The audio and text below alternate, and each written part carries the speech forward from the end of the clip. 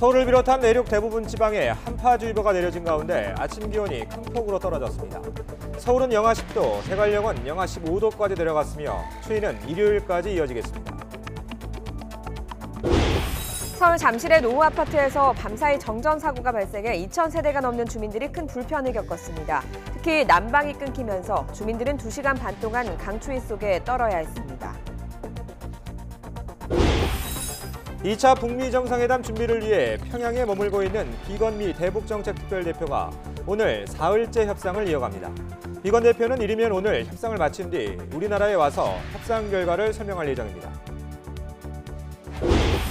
2차 북미 회담의 유력한 후보지로 거론되는 베트남 다낭에서 미국 정부가 호텔 객실 수백 개를 예약했다고 일본 언론이 보도했습니다. 하지만 북한은 수도 하노이를 더 선호하는 것으로 알려져 막판 조율이 진행 중인 것으로 보입니다. 트럼프 대통령과 시진핑 주석이 무역 협상 시한인 다음 달 1일 이전에는 만날 것 같지 않다고 외신들이 보도했습니다. 이에 따라 북미 정상회담 이후 베트남에서 미중 정상회담이 연이어 열릴 가능성은 낮아졌다는 관측이 나오고 있습니다.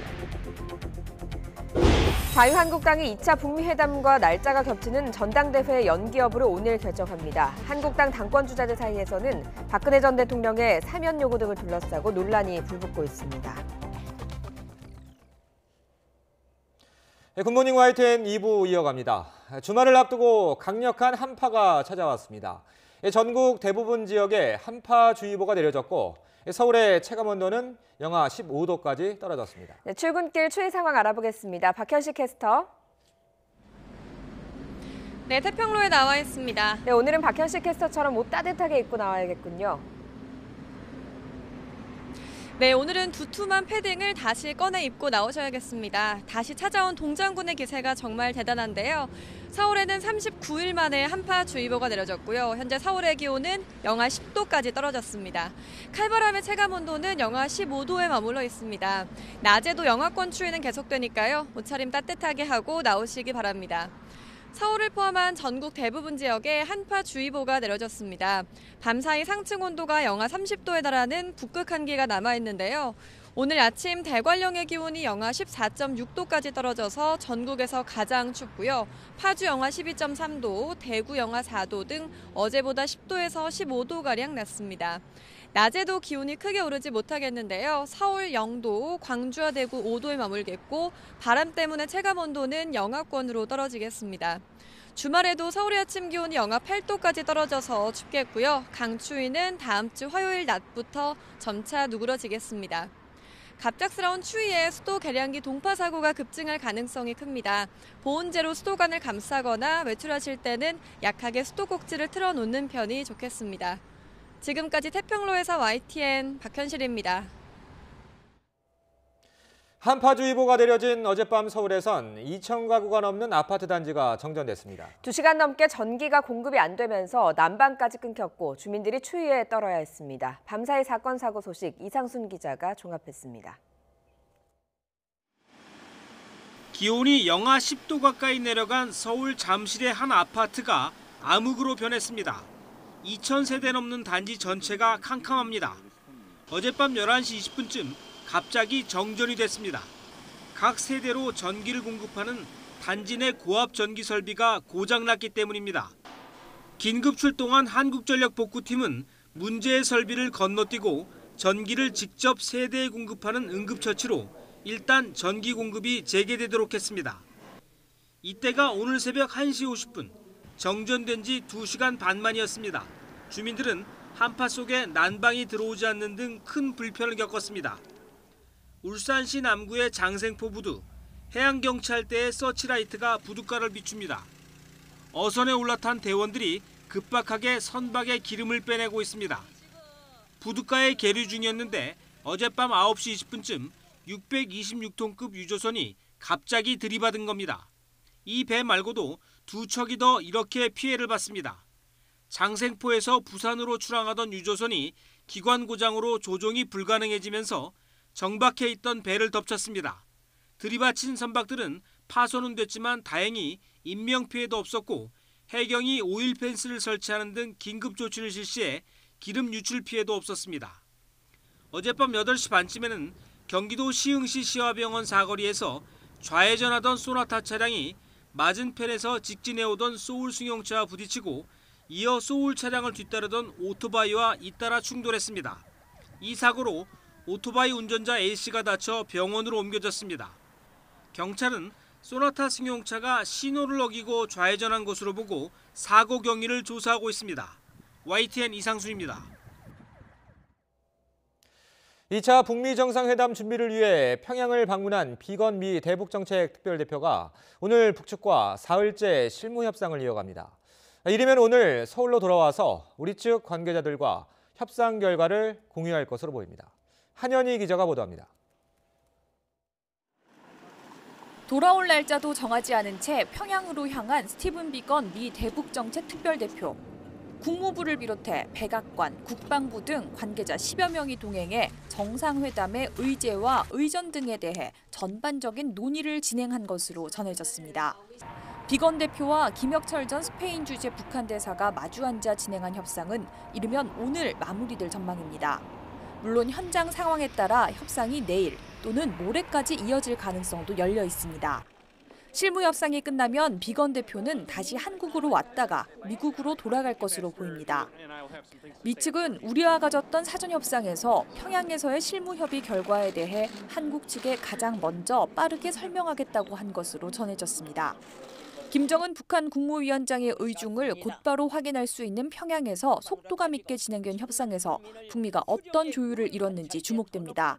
또 준비 시간을 고려하면 이번 주 안에는 정확한 장소가 확정되어야 하는 만큼 정상회담 장소에 대한 언급이 있을지도 관심입니다. 이번 방북에 의전을 총괄하는 책임자가 동행한 것은 아닌 것으로 알려져 관련된 주요 협의는 별도로 이어질 전망입니다. YTN 한현입니다. 조윤재 주미대사는 스티븐 비건 특별대표가 평양에서 진행 중인 실무 협상에서 진전이 있을 것으로 기대했습니다.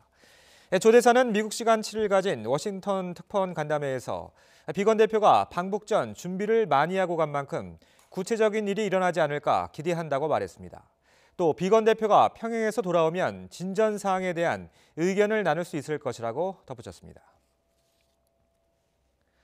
마이크 폼페이오 미 국무장관은 김정은 북한 국무위원장과 핵무기 협상을 하는 도전이 어려울 것이라는 점을 알고 있지만 이것은 정해진 임무라고 밝혔습니다. 폼페이오 장관은 폭스 비즈니스 네트워크 진행자인 트리시 리건과 인터뷰에서 대북 협상을 성공적으로 보느냐, 북한과 전쟁을 피했다는 대통령의 말이 맞느냐는 질문에 답하면서 이같이 말했습니다. 또 이달 말 베트남에서 김 위원장과 만나 싱가포르 정상회담에서 했던 비핵화 약속을 이행하도록 하고 그 대가로 북한 주민들에게 더 밝은 미래를 만들어줄 것이라며 그렇게 할 준비가 완벽히 돼 있다고 덧붙였습니다. 2차 북미 정상회담의 유력한 개최 도시로 거론되는 베트남 다낭에서 미국 정부가 호텔 객실 수백 개를 예약했다고 일본 언론이 보도했습니다. 일본 후지TV는 2차 북미 정상회담 개최 후보 도시인 다낭에 지난 6일 트럼프 미국 대통령 측 관계자가 도착했다며 이같이 전했습니다. 후지TV는 이어 현지 당국자에 대한 취재 결과 미국 정부가 현재까지 해변 인근 호텔 객실 수백 개를 예약한 것으로 나타났다고 설명했습니다. 문재인 대통령이 종전선언을 위해 2차 북미 정상회담 기간 베트남을 방문할 가능성은 크지 않은 것으로 알려졌습니다. 우리 정부는 물론 북한과 미국도 지금 단계에서는 실질적인 비핵화와 상응 조치에 성과를 내는 데 주력할 것으로 보입니다. 신호 기자가 보도합니다. 김정은 북한 국무위원장은 올해 신년사에서 평화체제 구축을 위한 다자 협상 카드를 꺼냈습니다. 조선반도의 현 정전 체계를 평화체제로 전환하기 위한 다자 협상도 적극 추진하여 항구적인 평화보장 토대를 실질적으로 마련해야 합니다. 평화체제 구축은 북한과 미국이 지난해 싱가포르 공동성명에서도 4개의 기둥 가운데 하나로 설정했던 핵심적인 합의 사항입니다. 이번 베트남 북미 정상회담에서도 당연히 실질적이고 구체적인 진전을 이루어야 할 대목입니다. 지난해까지 평화체제 구축으로 가는 길은 판문점 선언에 기반해 당연히 종전선언을 거쳐서 평화협정으로 이어지는 수순이었습니다. 하지만 2차 북미 정상회담을 앞둔 지금은 종전선언을 건너뛰고 바로 평화협정을 논의하는 것도 가능해졌습니다. 북한도 정치적 의미가 큰 종전선언보다는 제재 완화나 면제와 같은 실질적인 비핵화 상응 조치를 얻는 데 집중하고 있습니다. 우리 정부도 현 단계에서는 종전선언에 얽매일 필요는 없다고 판단하고 있습니다. 종전선언이 북한의 비핵화를 이끄는 촉매제가 될 수 있었던 1차 북미 회담 때와는 달리 이번에는 북미가 이미 비핵화의 본질적인 부분에 대한 논의를 시작했기 때문입니다. 문 대통령도 신년 기자회견에서 종전선언을 급하게 추진할 계획이 없다는 뜻을 내비쳤습니다.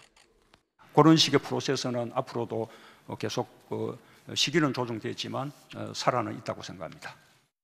한반도 평화체제 구축을 위한 논의는 종전선언을 건너뛰고 바로 평화협정을 논의하는 다자협상 구도로 넘어갈 가능성이 커졌습니다. 문 대통령이 당장 종전선언을 위해 베트남 북미 정상회담에 합류할 가능성이 낮다는 관측도 그래서 나옵니다. YTN 신호입니다.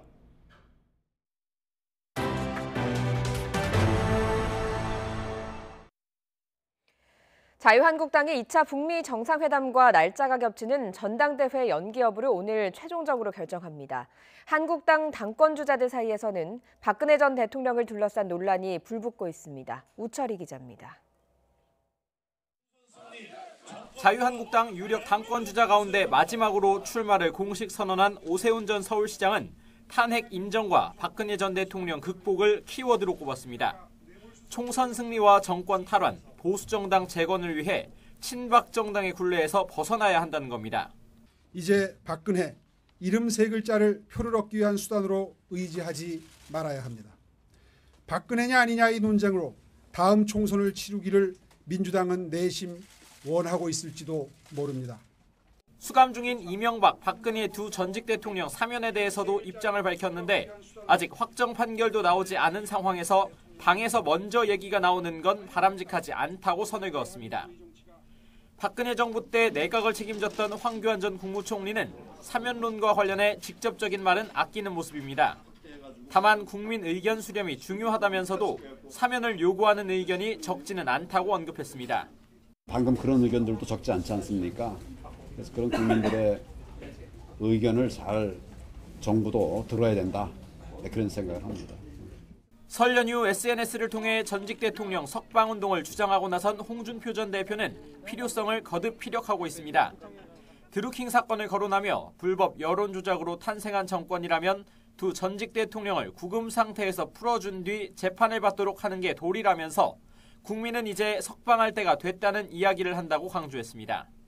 박근혜 전 대통령 탄핵 당시 한국당의 전신인 새누리당을 탈당했던 오세훈 전 시장은 당내 탄핵 논란에 대한 정면 돌파, 황교안 전 총리와 홍준표 전 대표는 표를 가진 책임 당원들이 대거 몰린 TK 지역 표심을 끌어안으려는 전략으로 풀이됩니다. 이런 가운데 2차 북미 정상회담과 날짜가 겹친 전당대회 날짜를 바꾸는 문제는 지도부 회의에서 경론 끝에 결론을 내리지 못했습니다. 연기해야 된다는 강한 주장도 있었고 연기할 이유가 없다라는 주장도 또 강하게 있었습니다. 그래서 제가 오늘 결론을 내리지 말자고 했습니다. 한국당은 오늘 회의를 열어 실무적인 검토와 당권 주자들의 의견을 고려해 전당대회 연기 여부를 최종 결정할 방침입니다. YTN 우철입니다. 한국당 유력 당권주자인 황교안 전 총리가 박근혜 전 대통령의 접견을 신청했다가 거절당한 것으로 알려졌습니다. 박 전 대통령의 변호를 맡은 유영하 변호사는 종편 방송에 출연해서 횟수는 정확하게 모르지만 황 전 총리가 접견 의사를 전했다가 거부당했다고 주장했습니다. 황 전 총리가 친박이냐는 질문에는 법무부 장관과 총리로 발탁한 분이 수감 생활 중인데 인터넷에 떠도는 수임 번호조차 몰랐다는 사실에 모든 것이 함축돼 있다며 국민이 판단할 거라고 설명했습니다. 드루킹 댓글 조작 사건으로 구속된 김경수 경남지사가 구치소를 찾은 여당 의원들과 만났습니다. 1심 재판부의 무리한 판결을 이해할 수 없다고 했는데요. 김 지사를 면회한 민주당 박광온 의원의 말을 직접 들어보겠습니다. 본인도 정말로 걱정하지 않았는데 상상할 수 없는 그런 판결이었다. 왜 1심 재판부가 이렇게 무리하게 판결했는지 아직도 의아하다, 이런 입장을 밝혔습니다. 이제는 당도, 경남 도정의 공백을 최소화하고 메우는데 함께 좀 노력을 해주셨으면 좋겠다는 그런 취지의 얘기를 했었고요. 이제 자신은 나는 변호인과 협의해서 2심에서 진실을 밝힐 수 있도록 차분하게, 착실하게 최선을 다해서 재판을 준비하겠다, 그런 취지의 말을 해주셨습니다. 그리고 드루킹 댓글 조작 사건을 수사하며 1심에서 김경수 경남지사와 드루킹 김동원 씨의 유죄 판결을 받아낸 허익범 특별검사팀이 판결에 불복해 항소했습니다. 특검팀은 김 지사와 드루킹 김 씨 등에 대한 항소장을 서울중앙지방법원에 제출했습니다. 특검팀은 구형량보다 낮은 수준의 형이 선고된 데 대해서 양형 부당을 이유로 항소한 것으로 전해졌습니다. 더불어민주당은 뉴욕 방문 당시 성인클럽 방문 의혹을 받고 있는 한국당 최교일 의원에 대한 징계안을 국회 윤리위원회에 제출했습니다. 징계안을 대표 발의한 백혜련 의원은 지금까지 드러난 사실만 봐도 최 의원은 국회의원의 품위를 손상했고 옷을 다 벗은 무희는 없었다는 해명 역시 여성에 대한 왜곡된 인식을 그대로 드러냈다고 비판했습니다. 민주당은 문재인 대통령 딸의 해외 이주 의혹을 제기한 한국당 곽상도 의원을 검찰에 고발했습니다. 민주당은 개인정보보호법 위반과 명예훼손 혐의로 곽 의원에 대한 고발장을 서울중앙지방검찰청에 냈습니다. 민주당은 곽 의원이 공개된 회의에서 문 대통령의 사위가 회사 돈을 횡령하고 재산을 증여했다는 말이 떠돈다는 취지로 말해서 허위 사실을 유포하고 9살 아동의 개인정보를 부정한 목적으로 취득했다고 지적했습니다. 한국당 곽상도 의원은 문재인 대통령 딸의 다혜 씨의 해외 이주에 대한 추가 의혹을 제기하면서 대통령의 직접 답변을 요구했습니다. 곽 의원은 국회에서 기자회견을 열고 문 대통령은 지난해 7월 인도 국빈 방문 당시 딸이 한국에서 요가 강사를 한다고 발언해 박수갈채를 받았는데 다혜 씨는 이미 해외 이주 상태였다고 밝혔습니다. 곽 의원은 대통령께서 인도에서 연설할 당시 따님이 해외 이주하고 있었다는 것을 몰랐다며 사실을 밝혀달라는 국회의원을 고발한다고 해결될 문제가 아니라고 강조했습니다. 2차 북미 정상회담과 함께 2월 말 개최 가능성이 거론된 미중 정상회담이 이달에는 열리지 않을 전망입니다. 도널드 트럼프 미국 대통령은 현지 시각 7일 백악관에서 이달 중 시진핑 중국 국가주석과 정상회담을 하는지 묻는 기자들에게 아니라고 말하고 아마도 추후에 만날 것이라고 덧붙였습니다. 트럼프 대통령 발언에 앞서 로이터 통신과 CNBC 방송 등도 미 정부 관계자를 인용해 트럼프 대통령과 시 주석이 미중 무역 협상 시한인 오는 3월 1일 이전에 만날 것 같지 않다고 보도했습니다. 열악한 응급의료 환경 개선을 위해 헌신해온 윤한덕 중앙응급의료센터장이 설 연휴 기간 집무실에서 숨졌습니다. 과로사로 추정되는데요. 빈소에는 추모 발길이 이어졌습니다. 박규환 기자의 보도입니다. 설날을 하루 앞둔 지난 4일. 명절 연휴에도 병원을 지켰던 윤한덕 응급의료센터장은 끝내 고향을 찾지 못했습니다. 집무실에서 쓰러진 채 발견됐는데 사인은 급성 심장사였습니다. 설에 고향에 같이 내려가자까지는 이야기를 하셨고 4일날 당장 내려가야 되는데 안 오시니까 배우자분께서 직접 오셨던 거죠. 윤 센터장은 응급의료센터가 문을 연 지난 2002년부터 밤낮 없이 환자를 돌봐왔습니다. 또 우리나라 응급의료 환경 개선을 위해 평생 헌신해온 거목이기도 했습니다. 닥터 헬기로 불리는 응급의료 전용 헬기를 도입하고 재난 응급의료 상황실, 번역 외상센터 등을 처음 만들어 운영했습니다. 이제 우리나라 전체 응급의료 체계를 모니터링하고 이런 작업을 해왔습니다. 굉장히 꼼꼼하고 좀 완벽주의적인 성격이 아주 강했기 때문에 그러니까 모든 거를 다 본인이 책임지고 챙기고 확인하고 이랬었습니다. 아주대병원 이국종 교수는 고인의 황망한 별세 소식에 어깨축지가 떨어져 나간 것 같다며 애통해했습니다. 빈소에는 거목이 사라지게 된 것을 안타까워하는 조문 행렬이 이어졌습니다. 평소에 자기 일에 대한 신념이 강한 분이셨기 때문에 정말 안타깝고 누구보다 응급의료에 대한 애정이나 응급실에 오는 환자들에 대한 애정이 크셨던 분입니다. 이제라도 편히 쉬셨으면 좋겠습니다. 장례는 국립중앙의료원장으로 치러져 오는 10일 연결식이 엄수될 예정입니다. YTN 박규환입니다. 태안화력발전소에서 홀로 일하다 숨진 고 김용균 씨의 장례가 내일까지 민주사회장으로 치러집니다. 내일은 태안화력발전소에서 노제를 지낸 뒤 서울 광화문 광장에서 연결식이 열립니다. 부장원 기자가 보도합니다. 지난해 12월 11일 새벽 숨진 뒤 58일 만에 김용균 씨의 장례식장이 마련됐습니다. 비록 설 전에 보내주고 싶다던 바람은 이루지 못했지만 어머니는 아들의 죽음을 헛되게 만들지 않겠다는 약속을 지켰습니다. 어느 부모가 자식 그렇게 냅두는 거 원하겠습니까? 그렇지만 용균이 억울한 죽음 안 되게끔 누명 벗어야 되고, 그리고 용균이 동료들도 살려야 되고. 어두운 발전소 안에서 동고동락했던 동료들은 고인의 죽음을 아직 실감하지 못합니다. 너가 진짜 거기 있는지 아니면 보이지 않는 다른 곳에 있는지 솔직히 잘 모르겠다고. 네가 어디선가 이렇게 나올 것 같다. 사랑합니다. 그곳에선 아프지 마세요. 장례식장 한쪽 벽에는 시민들이 용균 씨에게 전하는 애도의 편지가 가득 붙었습니다.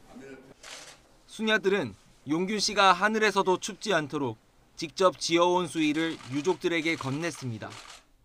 정말 아프게 간 청년이지만 가는 길에 저희가 이렇게 옷 한 벌 만들어 줄 수 있다는 것에.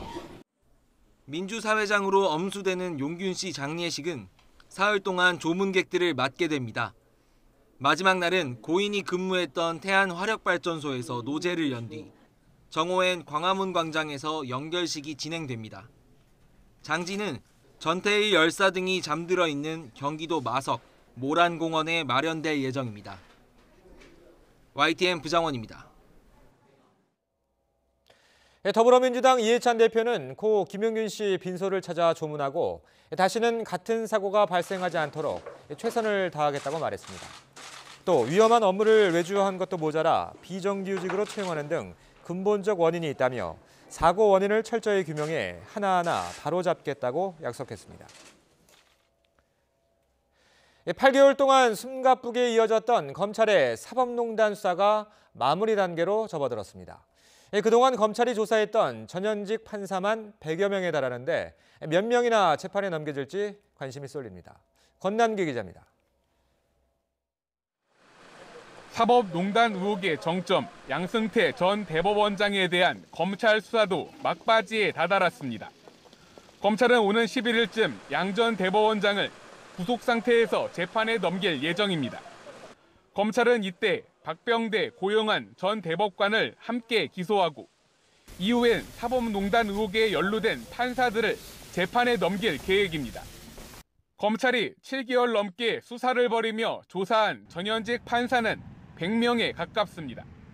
양 전 대법원장이 구속되며 애초 예상보단 기소 규모가 줄어들 가능성도 있지만 검찰은 부당한 지시에 가담한 정도에 따라 재판에 넘길 판사들을 출연할 계획입니다.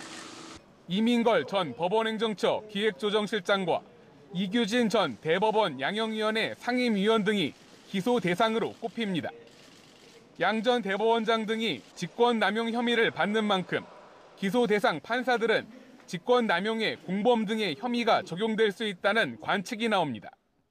검찰은 나머지 재판에 넘기지 않는 판사의 경우 수사로 드러난 비위 내용을 대법원에 전달할 방침입니다. 이로써 검찰의 사법농단 의혹 수사는 법원의 추가 징계 여부와는 별도로 사실상 이번 달 안에 일단락될 것으로 보입니다. 검찰은 이후 박근혜 청와대 인사들과 전현직 국회의원들에 대한 기소 여부를 결정할 예정입니다. YTN 권남기입니다.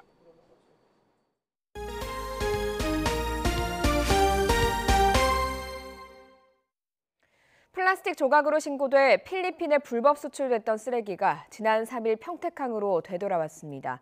현장 조사가 진행됐는데요. 이 컨테이너 문을 열어봤더니 온통 재활용이 불가능한 잡동사니 생활 쓰레기였습니다. 황선욱 기자입니다. 컨테이너 문을 열자 쓰레기를 담았던 망이 뜯어진 채 온갖 쓰레기들이 가득 차 있습니다. 폐목재와 철제 쓰레기 등 대부분 재활용이 불가능한 것들입니다. 일부 쓰레기에서는 물이 흘러나와 부패와 침출수 우려를 낳기도 했습니다. 밀봉이 안 되는 이렇게 침출수 나오기 시작하면 저기 터미널에 문제가 많이 생기거든요. 밀봉 처리를 해야 되지 않나요?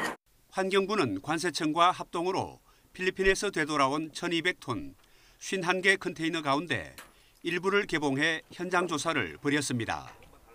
쓰레기의 종류와 상태 등 현장 조사 결과를 토대로 쓰레기 처리 절차에 들어갈 방침입니다.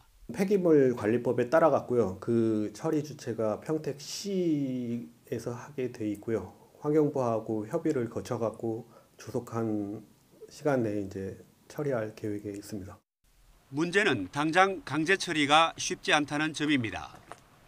불법 수출한 업체에 여전히 쓰레기 소유권이 있기 때문입니다.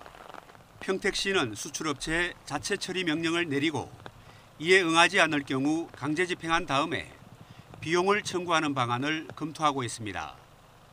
이 업체가 방치한 쓰레기 처리에는 반송 운임과 소각 비용을 더해 10억 원 이상이 소요될 것으로 예상됩니다. 하지만 비용 문제를 놓고 환경부와 평택시가 아직 합의점을 찾지 못해 쓰레기가 평택항에 상당 기간 방치될 가능성도 있습니다. YTN 황순욱입니다. 다음 주 발표될 예정인 전국 표준지 공시지가가 지난해보다 10% 가까이 오를 것으로 보입니다. 지방자치단체들의 말을 종합하면 전국의 표준지 공시지가 상승률은 9.5%로 예상됩니다. 서울이 14.1% 올라 시도 가운데 가장 많이 오르고 수도권 평균 상승률은 10.5%로 전망됐습니다. 문재인 대통령이 연초부터 주력하고 있는 경제 행보를 이어갔습니다. 어제 청와대에서 벤처기업인들과 간담회를 열었습니다. 문 대통령의 발언을 들어보겠습니다. 이 정부는 혁신적 교육과 들어가면서 성장의 주된 동력을 혁신 성장에서 찾고 있습니다. 그렇게 하려면 여러 가지 혁신과 함께 혁신 창업이 발달되어져야 되고 성과도 나타나고 있다고 생각을 합니다. 추력이 1,000억이 넘는 그런 벤처기업도 600개 이상으로 그렇게 늘어났습니다. 일본 기업도 올해 1월 현재 6개, 5개 정도는 일본 기업으로 이렇게 올라설 수 있는 잠재적 일본 기업으로 그렇게 보고 있습니다. 아직도 여러모로 부족하고 아쉬운 점들이 많지 않을까 생각합니다. 오늘 그런 점들을 생생하게 이렇게 들려주신다면 저희가 혁신 성장을 추구해 나가는 데 도움이 될 것 같습니다. 문재인 대통령은 오늘 오전 전국 시군 구청장 등 기초단체장들을 청와대로 초청해서 국정설명회를 엽니다. 문 대통령은 설명회에서 자치분권 등 주요 국정과제와 경제, 사회 분야 정책들을 설명하고 지역경제의 활력을 높이기 위한 기초단체장들의 역할도 강조할 계획입니다. 이번 설명회는 정부의 국정과제를 공유하는 자리인 동시에 문 대통령이 주력하는 경제 살리기 행보의 연장선상으로 풀이됩니다. 암은 우리 몸 곳곳에 있는 림프절에 먼저 전이된 뒤 다른 장기로 퍼져나갑니다. 국내 연구진이 림프절에 도달한 암이 어떻게 살아가는지 원리를 밝혔습니다. 역으로 이용해서 림프절에 있는 암을 억제한다면 전이를 막을 수 있을 것으로 기대됩니다. 이혜리 기자입니다. 우리 몸에 퍼져 있는 면역기관인 림프절. 대다수 암세포는 이 림프절을 거쳐 다른 장기로 전이되는데 이 때문에 림프절은 암 전이에 있어 중요한 척도가 됩니다. 하지만 지금까지 어떻게 암이 림프절에 전이돼 살아가는지 그 원리가 알려지지 않았습니다. 국내 연구진이 림프절에 도달한 암의 생존 비밀을 밝혔습니다. 림프절에 있는 암세포의 주 에너지원이 지방의 일종인 지방산이라는 사실을 확인한 겁니다. 암세포라는 것은 포도당을 사용하는 것으로 주 에너지원으로 사용하는 것으로 알려져 있었는데 저희 결과는 림프절 도달한 다음에 변화시켜가지고 포도당에서 지방산을 사용하는 방향으로 대사를 변화시켜서 적응해서 자란다는 것을 처음으로 밝힌 것이고요. 쥐실험을 통해 확인해봤습니다. 흑색종과 유방암에 걸린 쥐의 암세포에 지방산을 에너지원으로 사용할 수 없도록 하는 약물을 주입하자 전이가 크게 억제됐습니다. 이번에는 더 나아가 암세포에서 지방산을 에너지원으로 사용하도록 지시하는 유전자를 무력화시키자 역시나 전이가 진행되지 않았습니다. 지방산이라는 연료를 공급받지 못하자 암세포가 이동을 멈춘 셈입니다. 대사를 변화시키는 것을 억제하는 새로운 항암제라든지 또는 지방산 산화를 억제하는 항암제라든지 이런 쪽의 개발에도 또한 후속 연구를 통해서 이루어질 수 있을 거라고 생각하고 있습니다. 연구팀은 암 전이의 첫 관문인 림프절에서 암세포를 무력화시킨다면 말기 암으로의 진행을 막을 수 있을 것으로 기대했습니다. 이번 연구 결과는 국제학술지 사이언스지 온라인판에 실렸습니다. YTN 사이언스 이혜리입니다. 택시를 이용할 때 승차 거부는 큰 불만 중 하나로 꼽히지요. 서울시가 이르면 이달 안에 승차 거부를 할 수 없는 택시와 유아용 택시들을 갖춘 여성 전용 택시를 도입할 계획입니다. 오승엽 기자입니다. 당국의 단속에도 좀처럼 사라지지 않는 승차 거부. 당연히 어이없고 집에 빨리 가고 싶은데. 이를 원천적으로 막는 택시가 이달 중 첫 선을 보입니다. 승객이 호출하면 자동으로 가장 가까운 차량이 배정되는 방식인데 기사는 승객을 태울 때까지 목적지를 알 수 없고 배차도 거부할 수 없습니다. 승차 거부할 경우에 차량이 특정이 되기 때문에 과태료 처분도 부과하고요. 또 대풀될 경우에는 웨이고에서 기사를 퇴출하는 그런 것도 지금 계획을 하고 있습니다. 지난해 한 업체가 50개 택시 회사 4,500여 대를 모집해 택시 가맹 사업을 신청했는데 최근 서울시가 면허를 내줬습니다. 석 달 동안의 시범 운행을 거쳐 1,000대가량이 1차로 정식 서비스에 들어갑니다. 이 업체는 영유아 카시트가 있는 여성 전용 예약 택시도 함께 선보입니다. 애 데리고 차 택시 잡을 때 좀 기사님들이 좀 잘 안 태워주시려는 경향이 있는데 카시트가 있으니까 좀 되게 그 점이 제일 마음에 듭니다. 손님과 운전자 모두 여성이며 초등학생까지는 남자아이도 동반 탑승이 가능한데 내년까지 500대를 투입할 예정입니다. 기사들은 산업금을 내지 않고 월급을 받습니다. 추가 요금을 내야 하는데 운임 외에 2, 3천 원가량이 붙습니다. 서울시가 서비스 개선 등을 내걸고 16일부터 택시 기본 요금을 800원 인상하는 걸 고려하면 3, 4천 원을 더 받는 셈입니다. 이 때문에 확연히 차별화된 서비스가 없으면 이용자가 외면할 가능성이 있다는 우려가 벌써 나오고 있습니다. YTN 오승엽입니다. 해외 상습 도박 혐의로 재판에 넘겨진 걸그룹 SS 출신의 방송인 슈 유수영 씨에 대해서 검찰이 징역 1년을 구형했습니다.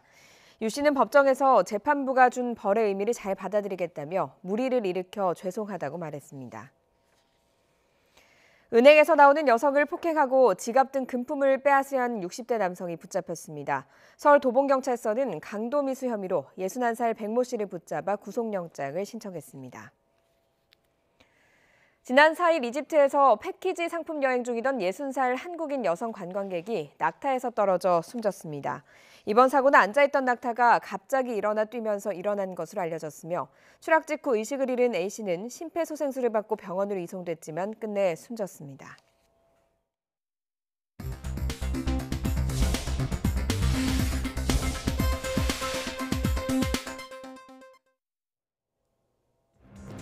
이 시각 보도국입니다. 달러와 약세로 지난달 우리나라 외환 보유액이 전달보다 18억 2천만 달러 증가한 4,055억 1천만 달러로 나타났습니다.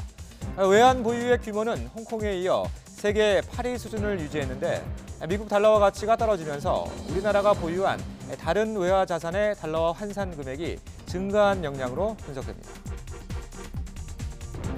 현대아산이 창립 20주년을 맞아 오늘과 내일 이틀 동안 북한 금강산 현지에서 기념 행사를 개최합니다. 기념식에는 현대아산 임직원 20여 명을 비롯해 조선아시아 태평양 평화위원회 등 북측 관계자들도 참석할 예정입니다. 지난달 사회적 대화 중단을 경고했던 한국노총이 오늘 탄력근로 단위기간 확대 문제를 다루는 경제사회노동위원회 산하 노동시간 제도 개선위원회에 참석합니다. 한국노총은 참석에 앞서 그동안 5차례에 걸쳐 탄력근로제 단위기간 확대 문제를 논의했지만 경영계가 필요성을 전혀 입증하지 못하는 등 확대 필요성이 없다는 것이 확인됐다고 밝혔습니다. 건강보험 소득 상위 50% 계층의 의료비 본인 부담 상한액이 연평균 소득의 10% 수준으로 상향 조정됩니다. 이에 따라 의료비 지출이 많은 건강보험 가입자는 12만 원에서 57만 원 정도 의료비를 더 부담해야 합니다. 본인 부담 상한제는 의료비 본인 부담금이 개인별 상한 금액을 넘으면 초과 금액을 건강보험공단이 부담하는 제도입니다. 오늘부터 주민등록증을 만들거나 재발급할 때 귀와 눈썹이 보이지 않은 사진을 써도 됩니다. 행정안전부는 이 같은 내용을 담은 주민등록법 개정안을 시행한다고 밝혔습니다. 이에 따라 귀와 눈썹이 보이지 않아도 6달 안에 찍고 모자를 벗은 상반신 사진이라면 주민등록증을 발급받을 수 있습니다. 이 시각 보도국이었습니다. 항일 무장 독립운동 지휘자로 활약했던 약산 김원봉을 독립운동 유공자로 지정할 수 있느냐를 두고 논쟁이 뜨겁습니다. 독립운동가로서의 역할은 인정되지만 북한으로 건너가 고위직을 지냈다는 점 때문입니다. 보도에 김세호 기자입니다. 김국, 김원봉 둘이 합작을 해서 경성에서 암살 작전을 벌인다. 정독부에서 뽑은 최고의 친일파 강인국과 카와구치, 우리의 타켓이다. 영화 암살에서 배우 조승우 씨가 역할을 맡았던 약산 김원봉. 영화에서 김원봉은 국내 친일파 척결을 지시하는 등 무장 독립운동 지휘자로 활동합니다. 김원봉은 1898년 경남 밀양에서 태어나 1919년 의열단을 조직하고 무장 항일 투쟁에 나섰습니다. 1942년 광복군 부사령관, 1944년 대한민국 임시정부의 국무위원을 지내기도 했지만 1948년 북으로 건너가 최고인민회의 상임위원장을 지내다 1958년 김일성에게 숙청됐습니다.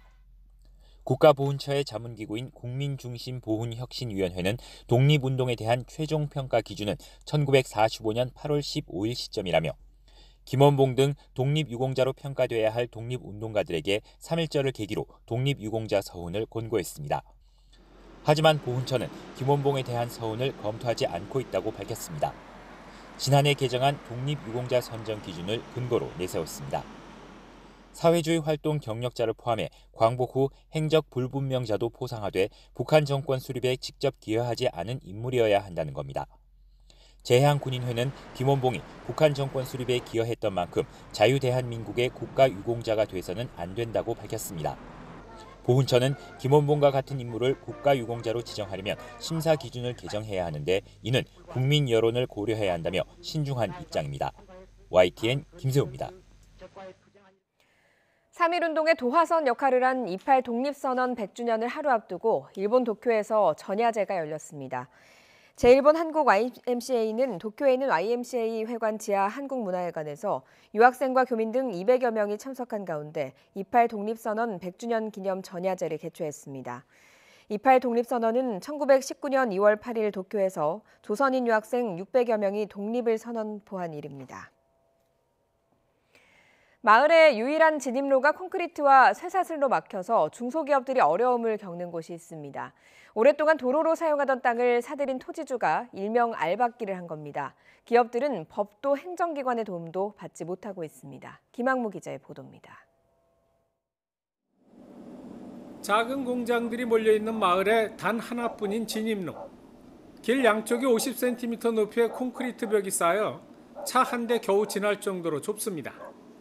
게다가 곳곳에 쇠사슬이 가로막고 있어 차량 통행이 아예 불가능합니다.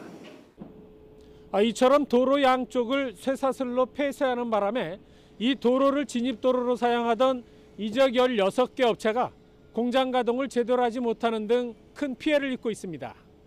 30년이 넘게 관행도로로 쓰던 도로인데 이런 것들은 포천시나 112에 신고를 했는데도 자기 땅 가지고 행사를 하는 거라 어떻게 할 수가 없다고 하니까. 길을 막은 사람은 경매로 이 땅을 산 토지주의 남편 A씨.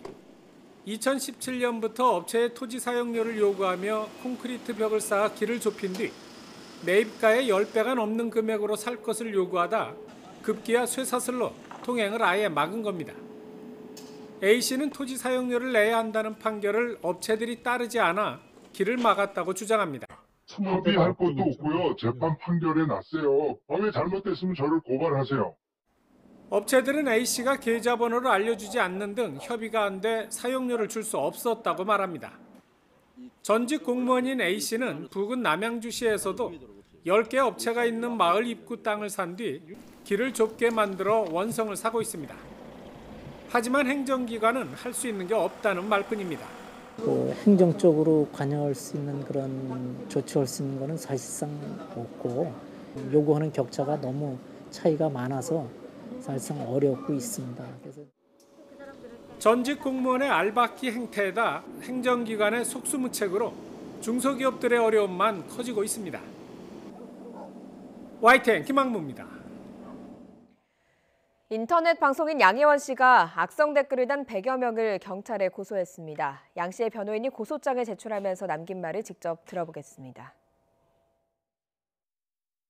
양혜원 씨만이 아니더라도 다른 어떤 피해자들이 용기 내는 거에 저해가 될 수 있다고 생각하기 때문에 그런 부분에 공익적 차원이 있다고 생각해서 지금 이 부분에 대한 고소를 결심하게 되었습니다.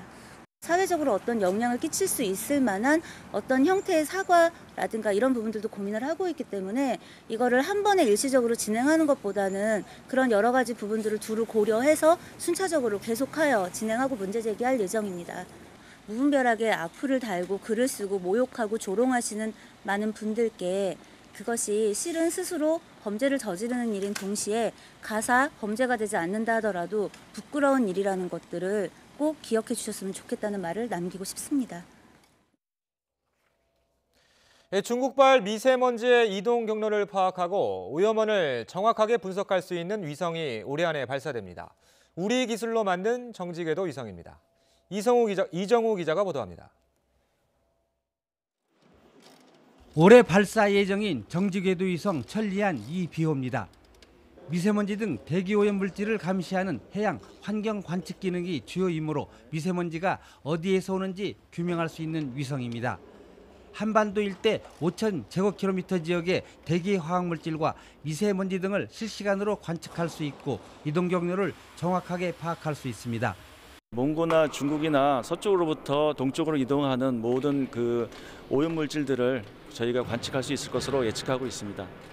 세계 최초로 환경 센서를 탑재한 이 위성은 미세먼지는 물론 질소산화물, 이산화황, 오존층 등 환경오염 물질의 흐름을 한눈에 확인할 수 있습니다. 또 한반도 주변의 해수면 온도 변화와 적조도 관찰할 수 있습니다. 기존 천리안 1호보다 해상도는 4배, 관측 횟수도 2배 이상 향상됐습니다. 천리안 2비호는 다음 달 말까지 조립을 마무리하고 오는 4월부터 본격적인 우주환경 시험에 들어가게 됩니다. 올해 지금 조립 시험을 다 완료를 하고 7월 달쯤이면 발사체 업체하고 발사 일정을 협의해서 결정할 예정입니다.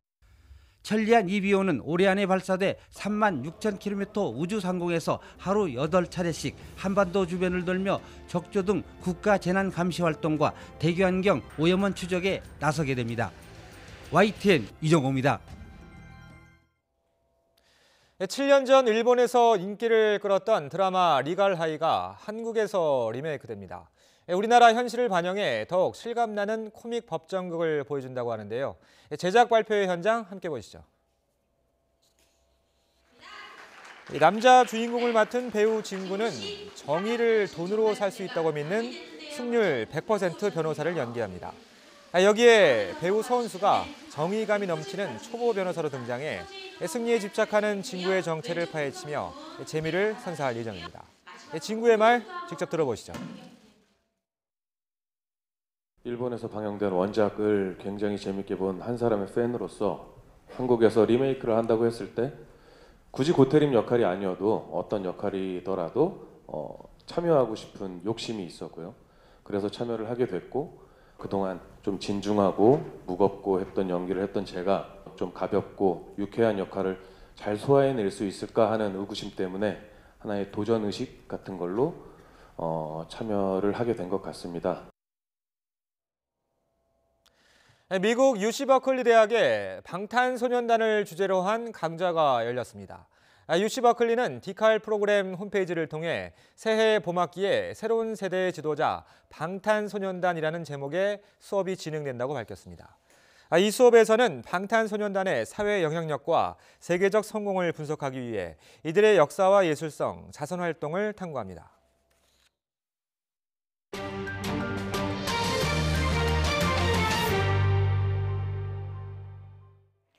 영국의 올해 경제 성장률이 금융위기 이래 최저치를 기록할 것으로 보입니다. 영국이 다음 달 말 유럽연합 EU를 탈퇴하는 브렉시트가 무질서하게 이루어질 가능성 때문입니다. 황보선 기자가 보도합니다. 영국 중앙은행인 영란은행의 마크 카니 총재가 어두운 표정으로 기자회견장에 나타납니다. 발표 내용은 실제로 심각합니다. 영국의 경제 성장률이 11년 만에 최악으로 추락한다는 건데 다음 달 말로 다가온 브렉시트의 불투명성 때문이라고 운을 뗍니다. And the fog of Brexit is causing short-term volatility in the economic data, and more fundamentally, it's creating a series of tensions in the economy. Tensions for business. 영란은행이 전망한 영국의 올해 국내 총생산 GDP 증가율은 1.2%. 지난해 11월 당시 전망치인 1.7%보다 0.5%포인트 내린 것으로 글로벌 금융위기가 발생한 2008년의 1.4% 이후 가장 낮은 수준입니다. 영국 경제는 지난 2016년 국민투표에서 EU를 탈퇴하는 브렉시트를 결정한 이후 기업은 투자를 꺼리고 소비자들도 지갑을 닫으면서 부진을 이어왔습니다.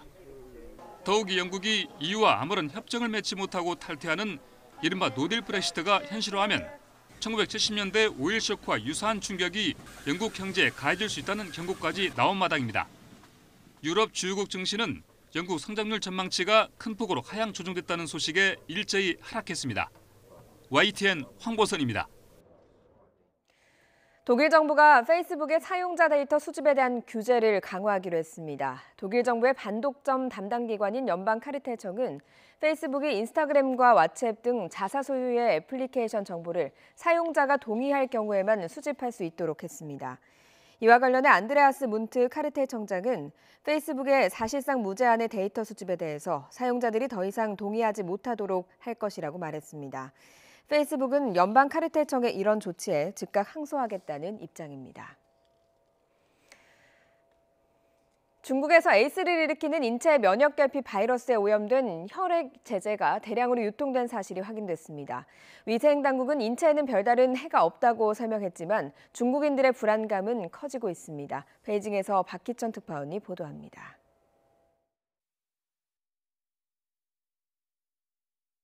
중국 상하이 신식의학이 생산한 정맥주사용 면역글로불린입니다. 혈액을 원료로 해서 만드는 면역글로불린은 백혈병 환자 등 면역력이 떨어진 환자들에게 투여하는 혈액 제제입니다. 그런데 이 주사제가 에이즈 양성 반응을 보였다는 보고가 위생 당국에 접수됐습니다. 중국 국가위생건강위원회는 즉각 해당 제품 사용을 중단시키고 제약회사의 전문 조사팀을 급파했습니다.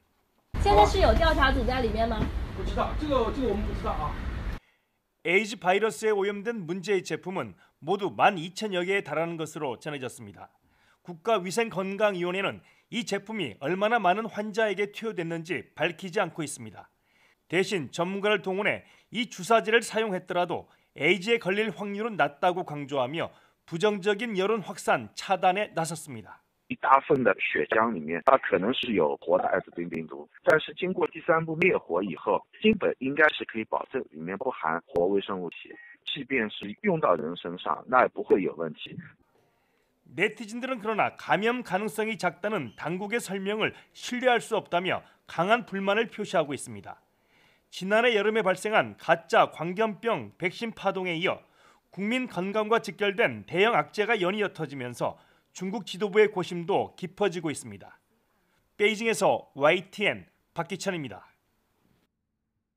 터키 이스탄불에서 8층짜리 아파트가 무너져 내리면서 지금까지 모두 10명이 숨졌습니다.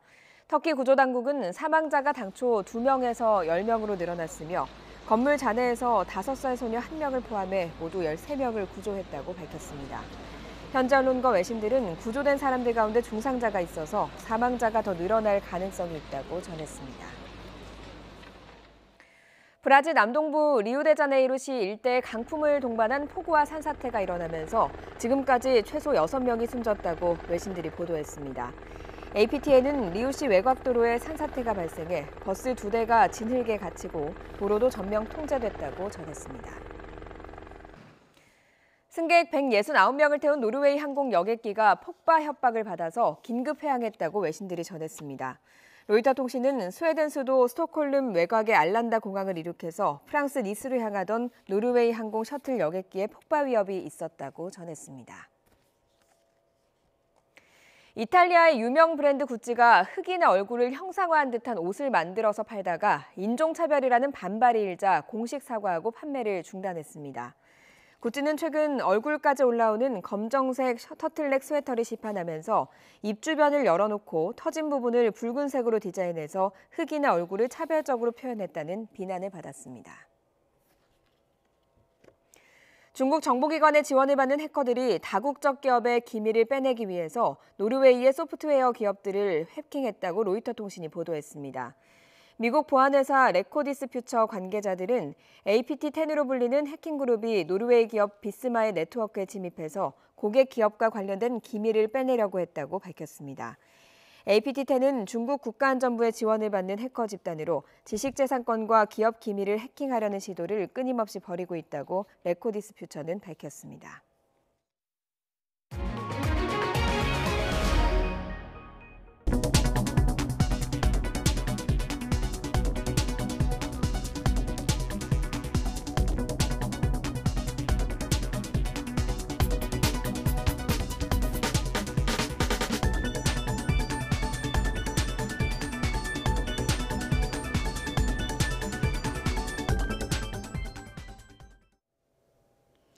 네, 정말 오랜만에 찾아온 한파입니다. 서울에는 39일 만에 한파주의보가 내려졌고요. 그 밖에 중서부 지역과 호남 지역, 경북 지역에 한파주의보가 발령 중입니다. 현재 서울 기온은 영하 10도, 거리에서 느끼는 체감온도는 영하 14.1도까지 내려갔습니다. 강주와 대구 등 남부 지역도 체감온도가 영하 10도 가까이 떨어져 있으니까요. 오늘 출근길은 옷차림 따뜻하게 하고 나오셔야겠습니다. 이번 주말에도 강추위가 계속됩니다. 내일과 모레 아침 서울 기온은 영하 8도까지 내려가면서 예년 기온을 밑돌겠고요. 낮 기온도 0도 선에 머물면서 종일 춥겠습니다. 찬 공기가 내려오며 날씨가 추워진 대신 공기는 깨끗합니다. 오늘 전국의 미세먼지 농도는 좋음에서 보통 단계를 유지하겠습니다. 오늘 비나 눈 예보 없이 전국에 구름만 다소 끼겠고요. 건조특보 속에 대기는 메말라 가겠습니다. 현재 기온 보시면 제주를 제외한 전국이 영하의 기온입니다. 서울 기온이 영하 10도, 춘천이 영하 8.5도, 전주 영하 6.3도, 부산 영하 1.4도를 보이고 있는데요. 낮 기온도 어제보다 내려가서 종일 춥겠습니다. 서울의 한낮 기온이 0도에 그치겠고요. 청주 2도, 안동 4도, 대구와 광주가 5도 선에 머물겠습니다. 이번 강추위는 다음 주 초반부터 기온이 오르며 점차 누그러질 것으로 예상됩니다. 날씨 정보였습니다. 잠시 후 8시 굿모닝 YTN 3부가 이어집니다.